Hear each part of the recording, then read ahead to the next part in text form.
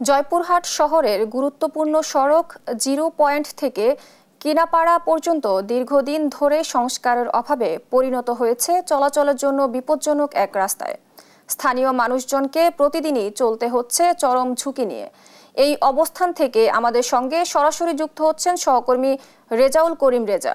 রেজা, ঠিক কি অবস্থা এখন সেখানে এবং সাধারণ মানুষ ও স্থানীয় কর্তৃপক্ষের কাছ থেকে কি প্রতিক্রিয়া পাচ্ছেন আমাদের জানাবেন।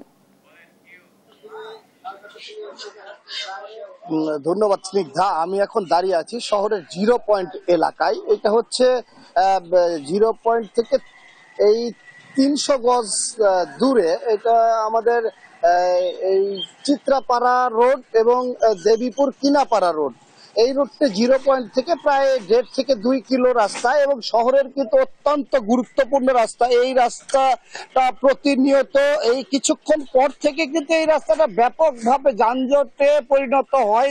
এর মধ্যে কিন্তু আরো যে গোটা রাস্তাটি মানে একেবারে খানাখন্দে একদম বেহাল অবস্থা।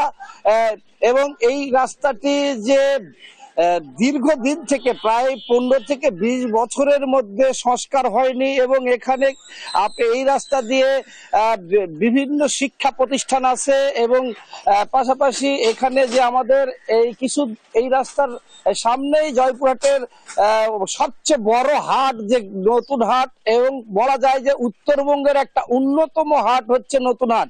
এই নতুন হাটটি কিন্তু এই রোড দিয়েই চলাচল করে এবং জয়পুরহাটের যতগুলো কোচিং সেন্টার সহ শিক্ষা প্রতিষ্ঠান, অফিস আদালত সব কিন্তু মোটামুটি এই রাস্তা দিয়ে চলাচল করে এবং বাইপাস হিসেবেও ব্যবহার হয় জয়পুরহাটের। তো এখানে দীর্ঘদিন সংস্কার না হয় যে একটা বেহাল পরিস্থিতি হয়েছে। তো আমি এখানকার একজন সাধারণ নাগরিকের সাথে কথা বলে যেটা জানতে চাইবো যে আপনারা তো এই এলাকার নাগরিক, তো কি অবস্থা আপনি জানাবেন। জি, আসসালামু আলাইকুম।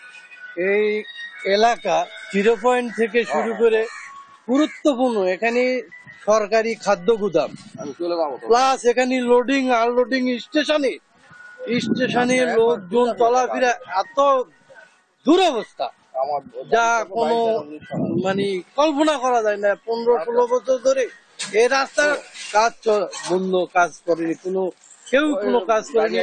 এখানে যে ইন্ডিয়ার থেকে লোডিং আনলোডিং পাথর, তারপরে বিভিন্ন আইটেম এখানে লোডিং আনলোডিং হয়, গাড়ির চলার অতি উপযোগী।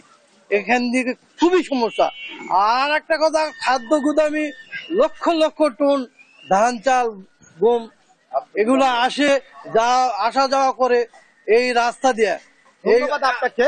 তো একটা বিষয় আমি জানিয়ে রাখি যে জয়পুরহাটের কিন্তু অনেক গুরুত্বপূর্ণ রাস্তা এটি। এই রাস্তাটি যে বেহাল অবস্থা, এই বেহাল অবস্থা কিন্তু আমি যে পৌর কর্তৃপক্ষের সঙ্গে আমি কথা বলেছি এবং পৌর কর্তৃপক্ষ যেটি আমাকে জানিয়েছেন যে এখানকার যে পৌরসভার প্রধান নির্বাহী প্রকৌশলী, তার সঙ্গে আমি কিছুক্ষণ আগে কথা বলেছি। তিনি যেটি জানিয়েছেন এই ২৪ তারিখে, অর্থাৎ এই মাসে চলতি মাসে ২৪ তারিখে টেন্ডার আহ্বান করেছে।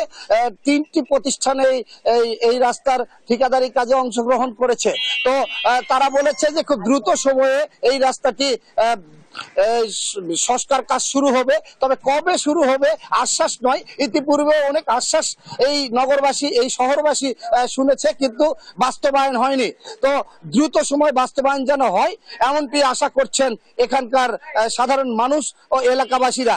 এই ছিল আমার জয়পুরহাট থেকে এই রাস্তার সর্বশেষ পরিস্থিতি নিয়ে। আমি এখন স্টুডিওতে স্নিগ্ধার কাছে চলে যাচ্ছি। স্নিগ্ধা।